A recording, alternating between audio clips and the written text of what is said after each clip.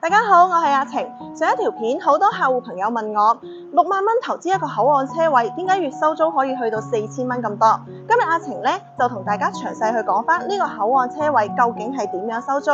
關於呢個內容，阿晴會分2條片去同大家詳細講翻。其實呢個口岸車位嘅收租呢係分為4個部分嘅，其中第一部分呢就係車位自身嘅租金啦。喺口岸附近嘅一個車位租金呢，我哋睇翻啲數據係可以租到400蚊到800蚊一個月嘅。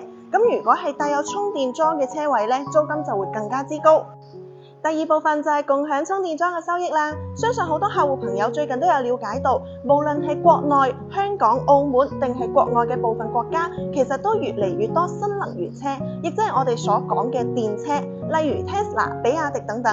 隨之發展呢，其實電樁係遠遠唔夠用嘅，所以呢，我哋就可以安裝一個好似咁樣嘅社區共享充電站，提供俾有需要嘅車主去使用，收取一個充電服務費。其實市面上都越嚟越多共享充電，好似呢一種社區嘅共享充電站究竟有咩優勢？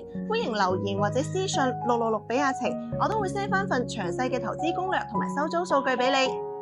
關於另外2重收益呢，阿晴會喺下一期再同大家分享。如果呢條片可以幫到你，記得俾個 like 我，分享埋俾屋企人同朋友，點個關注同 like 啦。